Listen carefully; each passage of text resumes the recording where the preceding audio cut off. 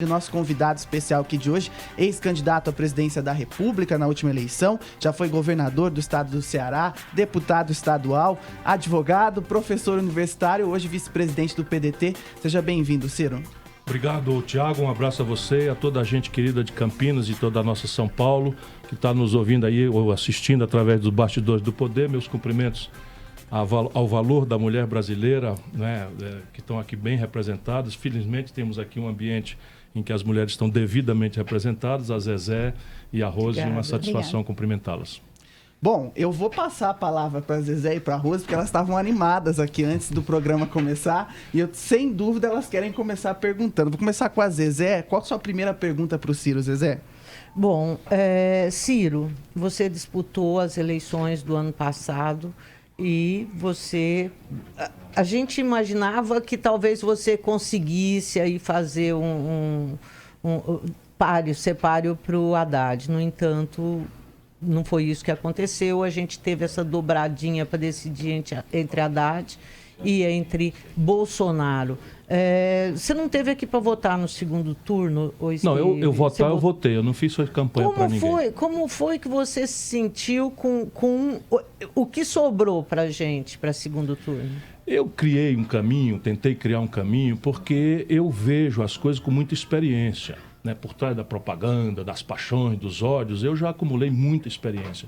Ele falou que eu fui governador, de fato fui governador, fui prefeito, mas eu fui ministro 2 vezes, fui deputado estadual 2 vezes, fui deputado federal, trabalhei na iniciativa privada e conheço o Brasil como dificilmente alguém conhece, porque é alguém que vai fazer em Tabatinga, né? Se não tiver o que fazer como eu, que é conhecer o Brasil profundamente, sua economia, sua inteligência, suas contradições, suas maravilhas, seus potenciais, enfim. E eu sabia que a crise brasileira ia desaguar numa crise política gravíssima, que não tinha saída para o Brasil, se esse ódio radicalizado nos obrigasse a escolher entre um PT desmoralizado e um Bolsonaro fake. Que o Bolsonaro, eu conheço muito, por exemplo, a minha experiência, fui colega do Bolsonaro 4 anos, deputado federal, nosso gabinete era ali 30 metros um do outro. E o Bolsonaro não tem nada de honesto, não tem nada de comprometido contra a corrupção, ao contrário, a vida inteira esteve agarrado com fisiologia, com carguinho, com desviar dinheiro de funcionário fantasma e botar no bolso, de usar a verba da Câmara para pagar aluguel, para comer gente. Eu vou usar aqui a expressão dele com muito constrangimento, mas ele falou isso e tal. E o Bolsonaro, de repente, ligado à quase mais podre política brasileira, que já é muito podre. A política do Rio de Janeiro está 4 governadores presos, presidente da Assembleia preso, ex-presidente da Assembleia preso, presidente do Tribunal de Contas preso, e o Bolsonaro ligado a todos eles. E se apresenta de nova política. Identificou com muita habilidade, ajudado pelos americanos, aí com o negócio de marketagem, o medo do povo, as justas zangas do povo com a ladroeira impune, e aí entrou com essa proposta: moralização, nova política, enfrentamento de bandido, com uma frase muito fácil de ser dita, mas complicadíssima na prática: bandido bom é bandido morto, enquanto o PT não quis sequer se explicar do colapso econômico, mais grave de tudo, do que a corrupção, e do escândalo de corrupção, que eles ficam negando, como se o Palocci não fosse o braço direito do Lula há 8 anos, mandando no país, botou 100 milhões de reais no bolso, é réu confesso. Então essa tragédia estava desenhada e eu achei que era minha obrigação tentar construir o caminho. É evidente que eu não consegui, mas 14 milhões de brasileiros, quase, em números redondos, me deram uma tarefa muito relevante, que é não governar o Brasil, que a honra cabe ao Bolsonaro. Eu respeito muito os 57 milhões de homens e mulheres, meus irmãos, não é? Que votaram no Bolsonaro, não votaram em mim. Quero muito que eles amanhã me dêem uma oportunidade, se eu ainda for candidato alguma vez.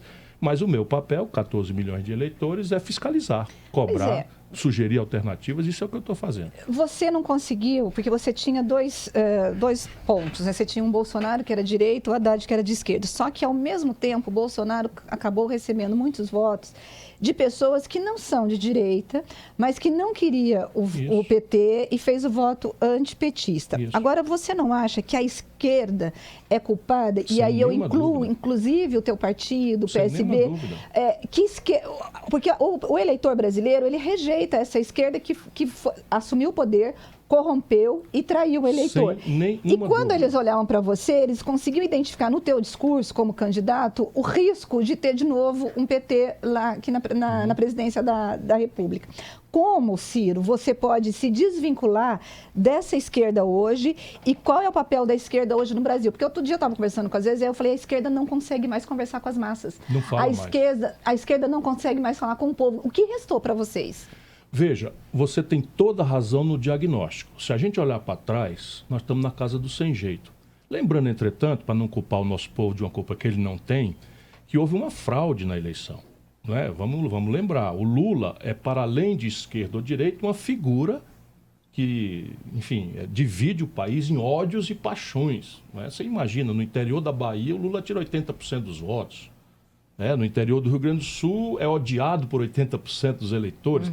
Então, isso é uma realidade e o Lula fraudou as eleições, se anunciou candidato. Vamos lembrar disso. Sim. Então, a população não estava ainda dando opção ao Lula. E não é esquerda ou direita, é o Lula, é o São Lula, é o fenômeno populista, é o fenômeno, né, de alguém que melhorou o consumo do povo, de alguém que criou essas ferramentas aí de políticas sociais que não bota ninguém para frente, mas tira a fome, que não é trivial, da casa das pessoas. Então, até setembro, o Lula enganou o povo brasileiro, o PT enganou o povo brasileiro, que o candidato era ele. Então, eu não estava enfrentando o Haddad, eu estava enfrentando um mito de um lado e um mito produzido do outro. Agora, olhando para o futuro, o Brasil não cabe na esquerda. Sua análise, Rose, é correta. O Brasil é um país que precisa de alargar a sua interlocução e seu diálogo. Por quê? Porque nós, por exemplo, temos um mundo rural. Então, o mundo rural brasileiro, vamos convir, é muito conservador, votou 80% no Bolsonaro, mas é o povo que carrega o Brasil nas costas.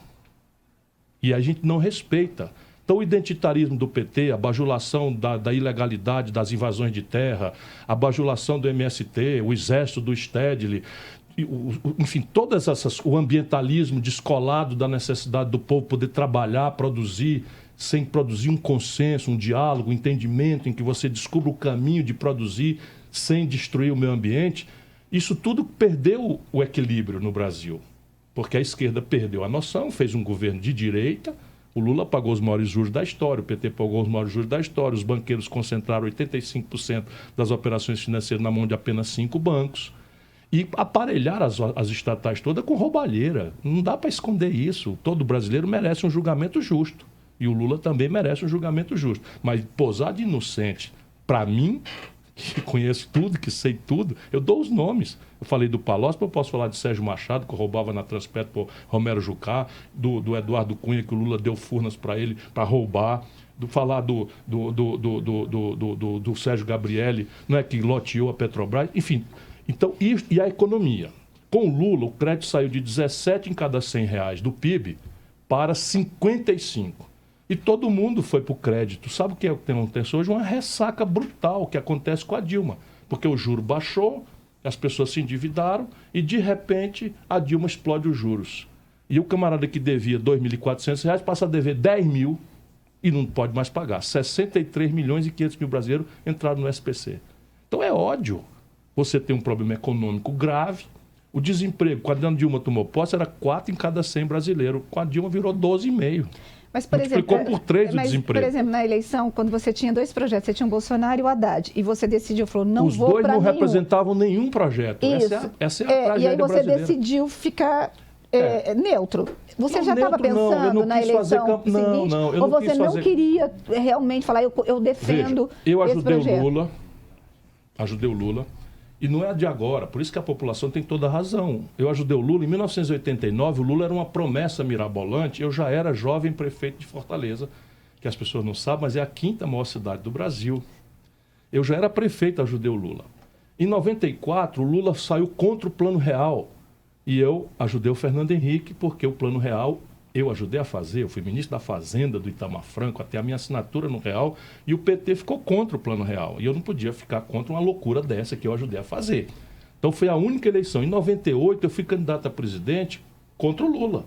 Porque a minha percepção era o Lula só sabe falar mal das coisas e não apresenta uma ideia. Só vive denunciando a imoralidade dos outros e acha que isso é o que vai resolver o problema. Chega em 2002, eu fui candidato de novo, Por favor, é a minha história. Eu fui candidato de novo. Por quê? Porque eu não sou lulista, eu não sou do PT. Mas chega o segundo turno, obriga a gente a escolher, né, entre os que sobraram. E eu achei que era minha obrigação dar uma oportunidade a um operário, enfim, que tinha um discurso comprometido com os pobres, que é o que me move na vida pública. Votei no Lula, aceitei ser ministro dele. Quando eu vi a merda acontecer, desculpa a expressão, eu me afastei.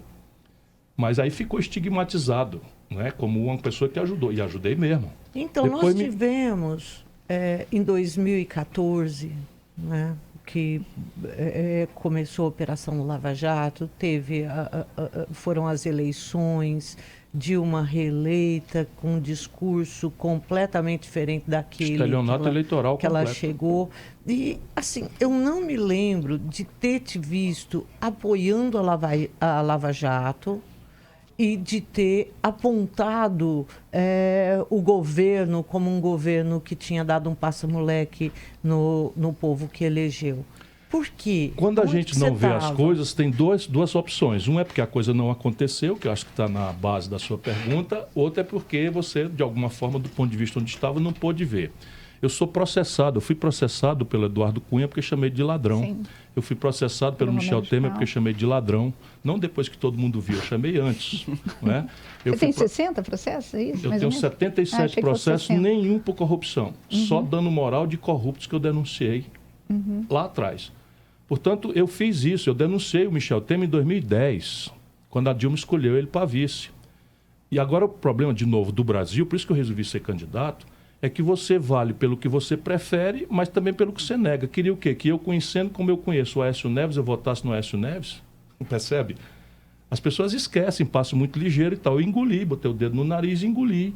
Mas falei com muita clareza as minhas restrições, não aceitei mais ser ministro.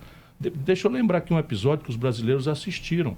Como eu não aceitei mais ser ministro, a Dilma chamou um irmão meu, que hoje é senador, para ser ministro da Educação, porque o Ceará tem a melhor educação pública do Brasil, liderado por ele, o Cid Gomes. O Cid foi defender a Dilma num debate na universidade e atacou os fisiológicos e corruptos do Congresso Nacional. Sim. Aí quiseram humilhá-lo, levaram, convocaram ele para a Câmara, ele meteu o dedo no nariz do Eduardo Cunha, chamou ele de achacador, foi lá e pediu demissão, e a Dilma ficou com o Eduardo Cunha. Portanto, nós temos uma certa história de luta, né, de coerência, em que a tragédia de votar do lado deles é porque o outro lado é pior. Agora, Ou alguém ainda relação- acha que o Aécio seria uma boa opção para o país? Em relação à Lava Jato, Ciro, 1000 como é que declarações você se favoráveis. posicionou? 1000 declarações favoráveis, e ainda hoje eu falo que a Lava Jato pode ser, isso é a minha declaração histórica, a Lava Jato pode ser uma página histórica virada na crônica de impunidade, que é o prêmio dos ladrões de colarinho branco, dos importantes, dos barões no Brasil. Porém, todas as vezes que você transformar a justiça em negócio de xerife, todas as vezes que você olhar um juiz de gravatinha borboleta, falando pelos cotovelos, se exibindo nos salões, aquilo não é mais um juiz, aquilo é um político. E quando ele faz isso, o que ele está produzindo? Nulidade. Eu sou professor de Direito. Então, todas as minhas declarações... Por quê? Porque se eu fui processado pelo Michel Temer, como é que eu não acho bom que o Michel Temer seja finalmente punido? Um velho corrupto brasileiro. Se eu fui processado pelo Eduardo Cunha, como é que eu vou achar ruim uma operação que prendeu o mas Eduardo Cunha? você acha, então, que houve excesso da Lava Houve Jato? excesso não, houve nulidade. Nulidade. No caso do Lula, você... Mas a nulidade é flagrante. Então, o que você está fazendo? Sabe por quê? Eu não sou profeta. Não sou profeta, eu conheço o Brasil. No passado já houve um juiz valentão, já houve um procurador valentão. Lembra da Operação Satyagraha? Sim, que foi Pois cancelado. bem, foi tudo anulado e o Daniel Dantas anda com um certificado de bom moço, porque fizeram tudo errado. E agora fizeram tudo errado com o Lula. Eu vou dizer... Você acha que ele tem que ser solto? Não acho isso não. Não acho isso não. Mas o você acha que eu a digo é... sentença que ela é nula, na verdade, então não pode isso ficar é preso. a lei, não sou eu que acho. Então, vamos ajudar o mas- nosso povo a entender as coisas. Por favor, comigo, numa entrevista, ninguém vai passar rápido por as coisas, porque isso é a defesa de vocês. Bolsonaro está ligando para dono de televisão para demitir jornalista, porque não concorda com a opinião. Mas o Lula também fez isso, a gente está Tá tudo acostumado. certo. A gente tá Eu estou acostumado propondo que os com dois vão isso. brigar lá fora. Colocar nossa cabeça Eu estou presa. propondo que os dois vão brigar lá fora. Eu fui governador, fui ministro, fui prefeito, nunca fiz isso. Nunca processei um jornalista, nada, zero. Portanto, eu tenho uma certa Você autoridade já resolve moral. junto? Eu resolvo reclamando, Porque foi no dia, denunciando. na tua campanha, você já Respondeu na hora. Respondo duramente, mas fico dentro da luta da política. Mas vamos lá para o Sérgio Moro e Lula. Então, repare, o Código de Processo Penal diz que o juiz não pode confraternizar com a parte. Se confraternizar, o Código Penal, a lei brasileira, diz que ele vira suspeito. Se ele é suspeito, ele tem que se afastar do julgamento que está com ele. Se ele não se afastar, qualquer instância pode declarar essa suspeição e, declarada a suspeição, todos os atos que ele presidiu estão nulos. Isso é o que diz a lei brasileira. Então, o que vai acontecer agora? Os advogados do Lula vão pegar essa montanha de evidências que a Intercept demonstrou, vão levar para o tribunal vai alegar, vai abrir, o Ministério Público vai alegar falsidade, vão convocar uma perícia, por isso que eu não defendo soltura de ninguém. A lei é para todos. E eu sou a favor de que a punição para o homem público seja o dobro do que é para os homens comuns. Por quê? Porque eu nunca respondi por mal feito na vida. Mas Ciro, é isso que a gente quando você fala, né? Agora, com esses passos atrás troca do Congresso Nacional. Então, mas você não acha, que está tendo... Troca os óculos. Então, quando a gente é apressado demais e um juiz vira justiceiro, ele faz um bem para o fígado da gente. Mas o que ele está fazendo? Ele está garantindo a impunidade. Então, mas será agora, que não percebe, não? As pessoas... Que... O Moro sempre garantiu a impunidade do Lula. Parecendo que era severo... Parecendo que era severo, trocou os pés pelas mãos, virou o chefe da operação, já botou tudo a perder. É uma questão de tempo.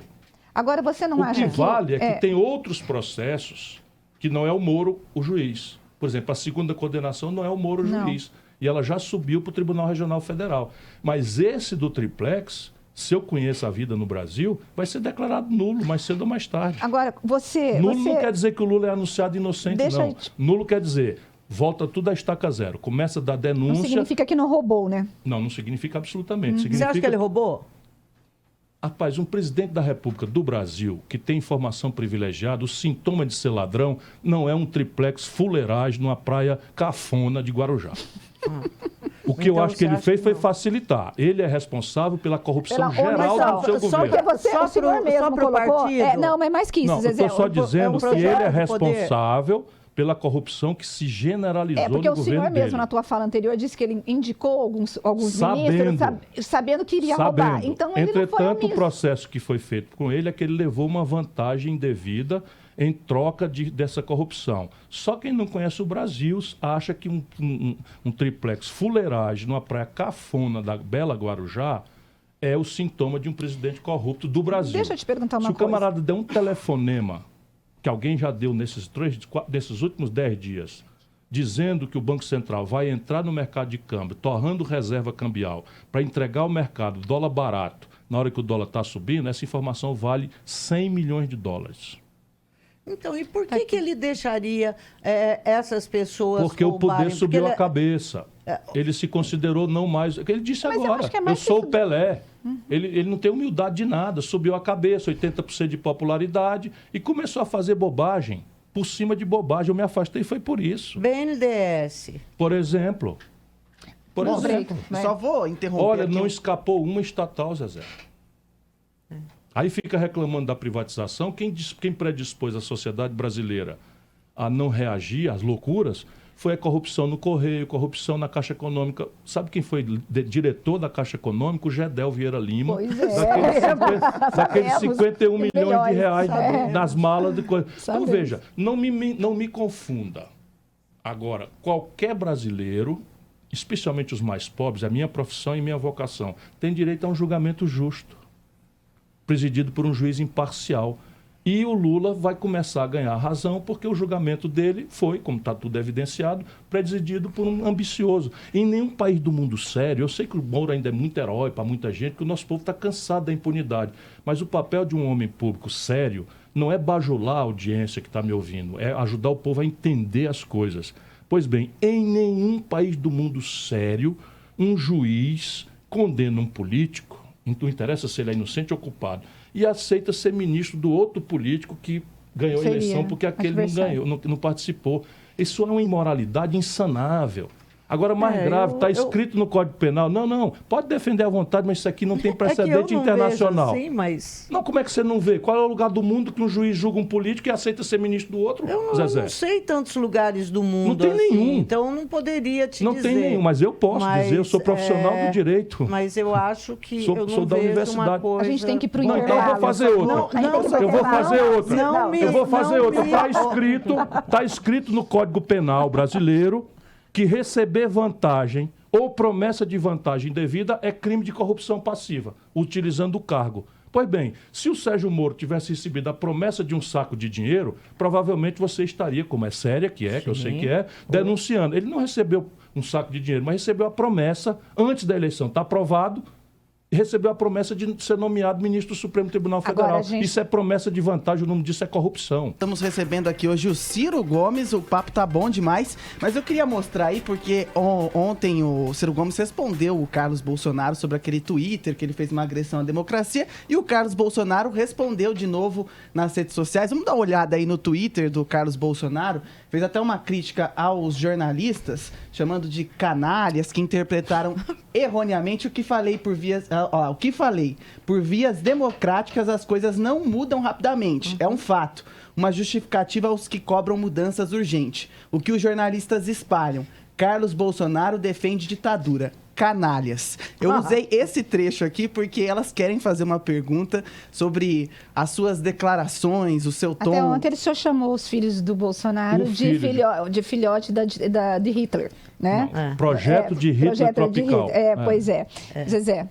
Então, um ponto sempre colocado quando você fala é que você é tão verborrágico quanto o Bolsonaro, que vem sendo muito criticado aí pela forma que ele se dirige às pessoas, pela forma como ele se coloca quando ele não gosta de alguma coisa. Você se vê parecido com o Bolsonaro nesse sentido? Não, eu me vejo insultado. Francamente, eu me vejo insultado porque há uma diferença substantiva entre o que eu falo, ainda que seja verborrágico, porque no Brasil é assim. Você chega na véspera da eleição e diz, eu sou contra a CPMF. E eu fiz o quê? O Brasil está numa crise fiscal tão grande que nós precisamos criar um tributo sobre lucros e dividendos, nós precisamos criar um desconto nos 386 bilhões de renúncia fiscal. E eu dívidas, temos que ajudar o pessoal a sair do SPC.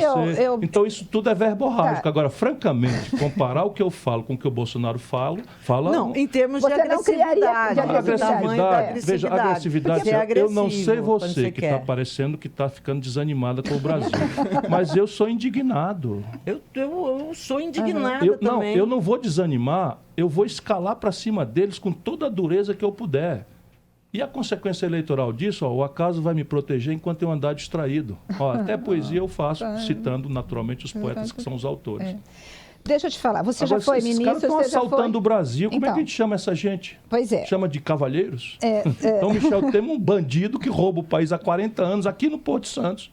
Aí eu vou chamar de cavalheiro, sua excelência, porque a gente não pode... E isso vive a elite brasileira. Eu não falo do teu rabo preso, tu não fala do meu, só que eu não sou da máfia. Pois mas falando da elite brasileira, eu tenho a impressão que no Brasil está tendo uma negociação, ou pelo menos um combinado aí, unindo o presidente da Câmara, presidente do país, o presidente do Senado, para que tudo que seja Dias Toffoli, Supremo, de combate à corrupção... isso volte a estaca zero. O senhor está tendo essa impressão? Sem nenhuma dúvida, é aquilo que eu falei. Entre os mafiosos da Itália, existe uma lei do silêncio. A lei do silêncio é baseada em terror e comprometimento entre eles. Então, eles chamam essa lei de omertà.